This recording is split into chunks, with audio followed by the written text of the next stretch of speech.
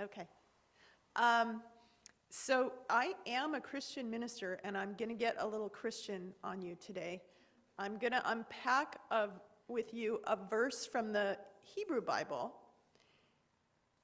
and I want to let you know where I'm coming from a little bit. In my church, the United Church of Christ, we take the Bible seriously, but not literally. So for most of us, the Bible is the beginning of a conversation about sacred connection and right living. It's not the last word. We like to say, God is still speaking.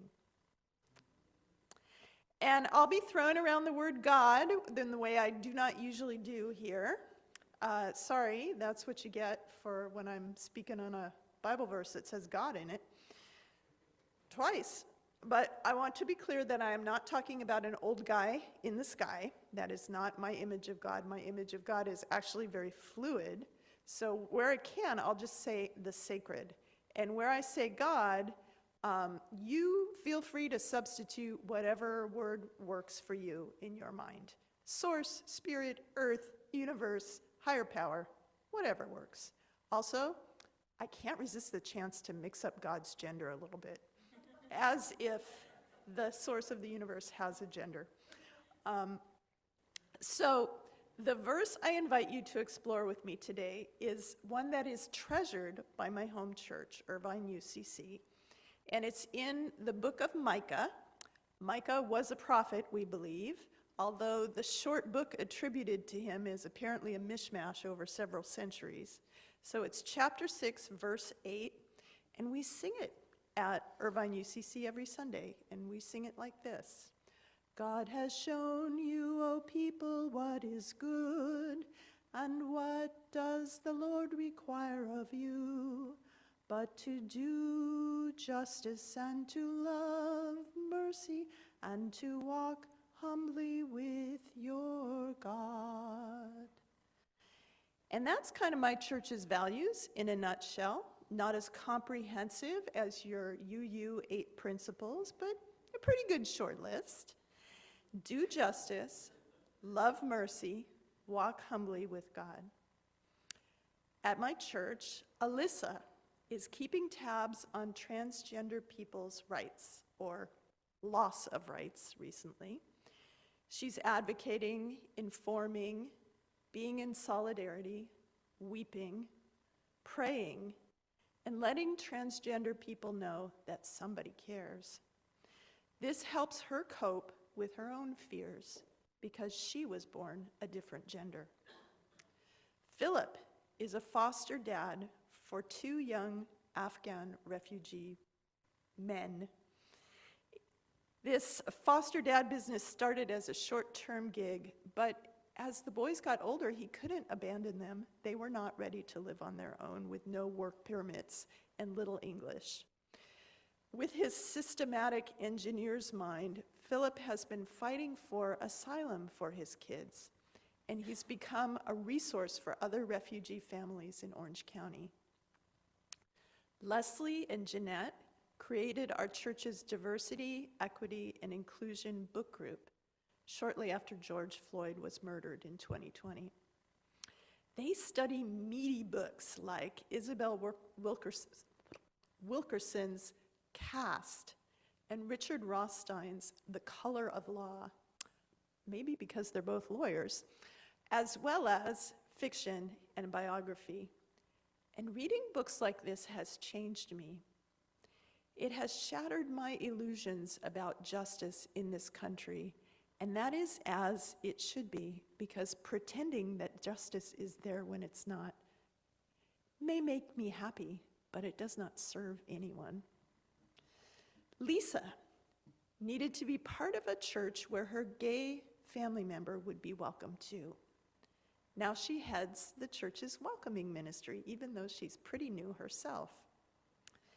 And I know that other people in other faith communities are doing all these wonderful things that healthy spiritual fellowships do, some of which Dara talked about, inspired by what is sacred to us. We are each called to do what's right for us. And If we feel that call, we can sometimes feel like we have to do everything, but we can't. So we do what we're called to do and trust that that's enough. The election, as you might imagine, has been hard on people at IUCC. Some people have been grieving or panicked or angry or numb or all of the above. How are you all doing?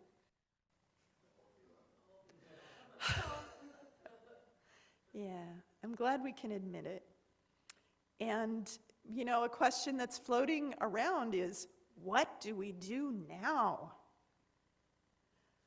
Well, what do you do when you lose what you thought you could count on?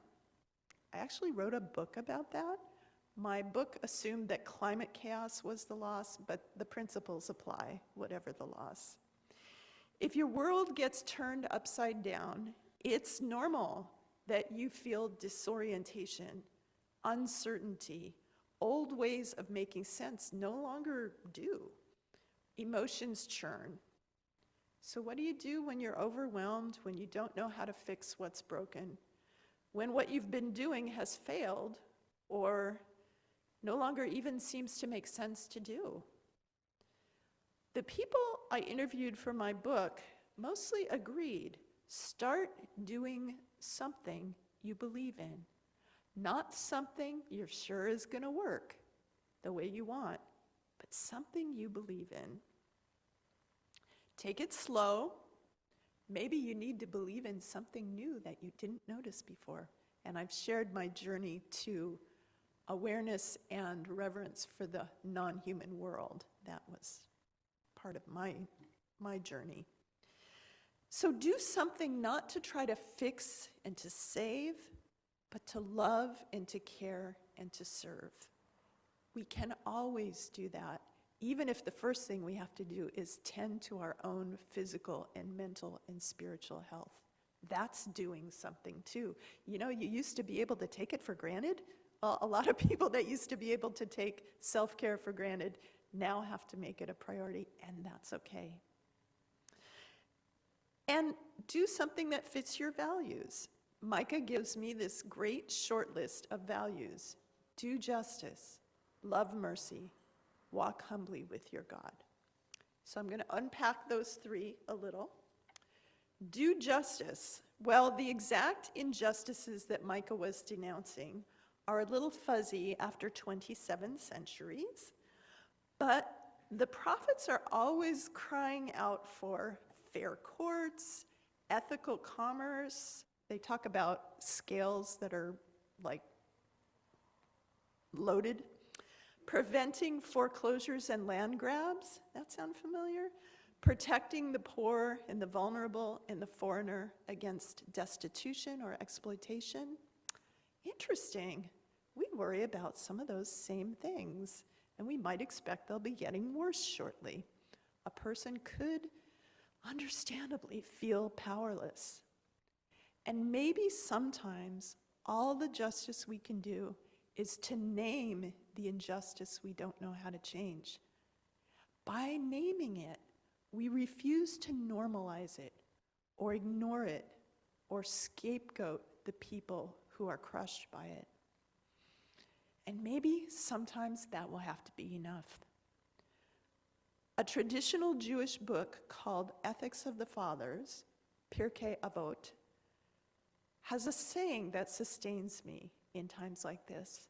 You are not required to complete the work, but neither are you free to desist from it. Do justice. By this, I mean restoring fair and right relationships, not punishing those who've done wrong. When punishment is the answer, everybody's miserable.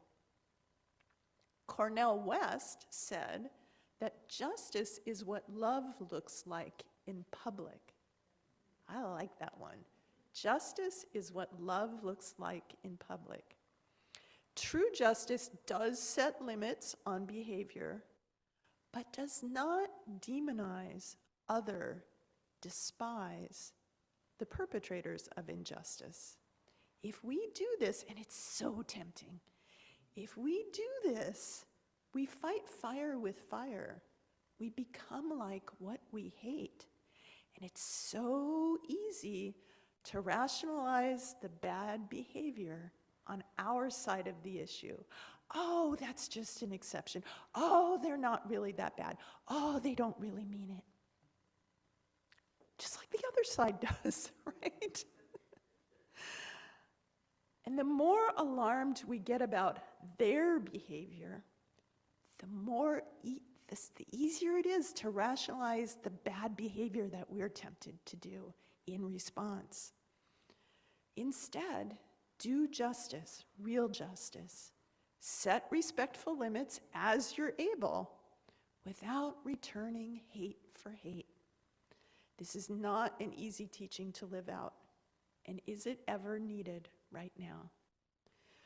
We know what Martin Luther King said is true.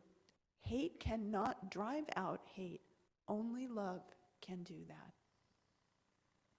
So we do justice when we love kindness. Always a good idea, right? Loving kindness. Except the word that got translated kindness doesn't really mean kindness.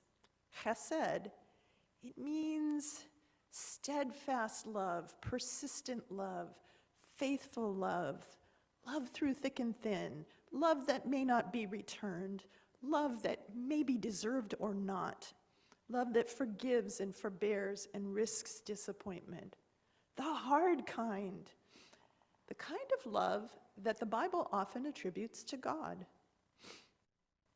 Oh, give thanks to the Lord, for he is good, for his chesed endures forever, his steadfast love. Psalm 136 repeats this verse 26 times to make the point. God's chesed, God's steadfast love, endures forever. So our verse of the day is not challenging us to commit random acts of kindness, as fun as those may be, feel free. But we are challenged to cherish steadfast love, which is a lot more work.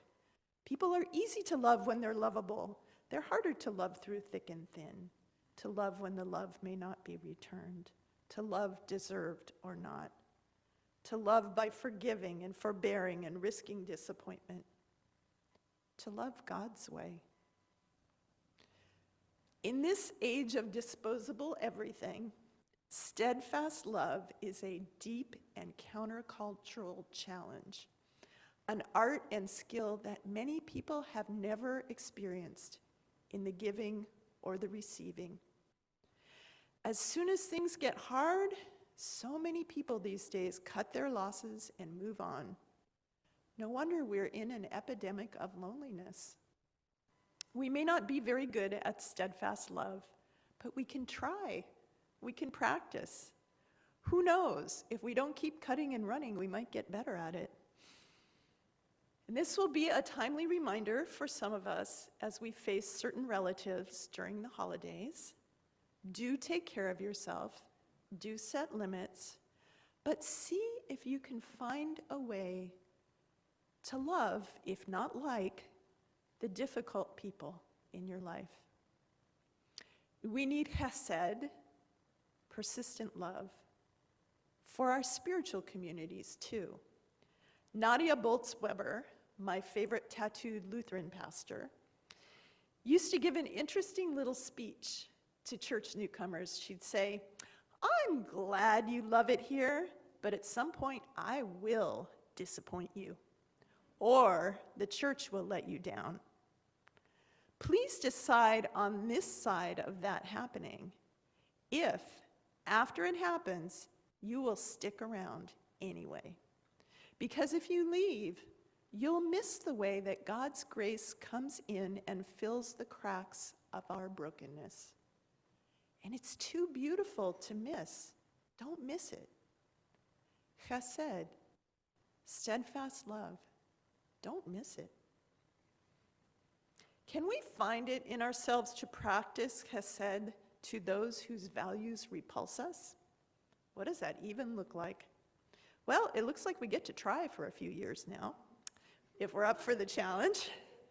Let's compare notes in a year and see how we're doing. That should keep us humble, which brings us to God's next request of us. Walk humbly with your God. I love the idea that as I progress through my life, I can walk with God. In my theology, God is ever present, but I need reminders that that's true. The trick is to notice the sacred with me, around me, in me, and to remember to allow that presence and power and love to work in me and through me.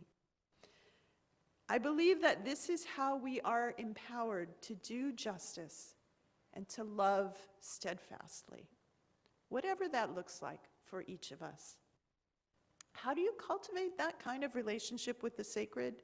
Well, UUUs know all kinds of different ways because you cherry pick from all the world's religions. I love it.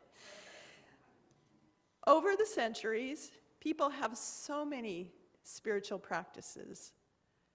We can start by paying attention and being honest.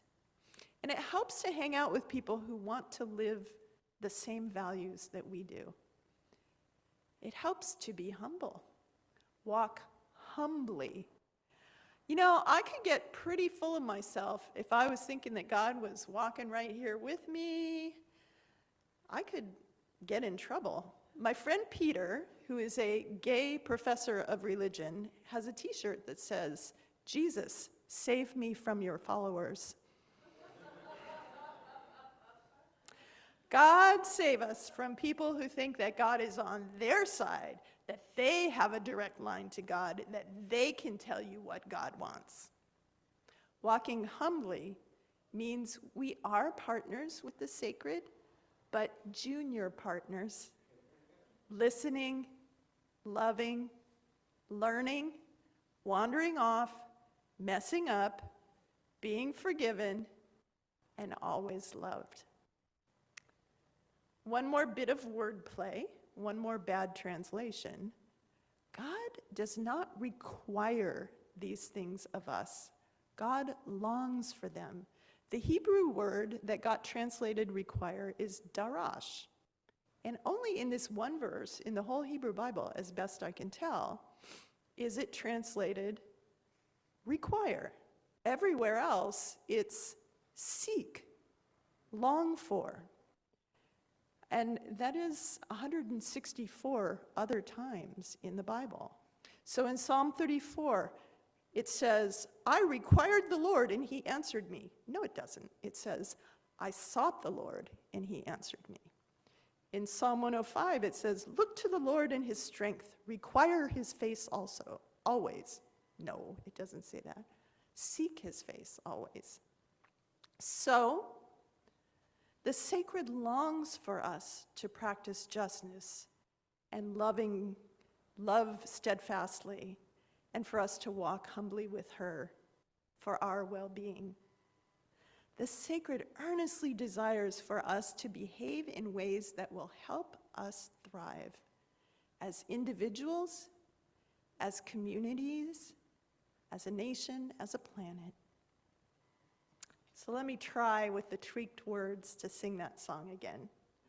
God has shown you, O people, what is good, and what does the Lord long for from you, but to do justice and to love steadfastly, and to walk humbly with your God. So, I've probably overanalyzed this brilliantly simple verse. PhDs give you that hazard. Just remember, do justice, love steadfastly, walk humbly with God. It's a tall order, but it isn't an order. It's an earnest plea from the one who loves us more than we can ever comprehend, who longs for the very best for us, and who will walk with us in every stumbling step we take as we seek to live in her way. Amen.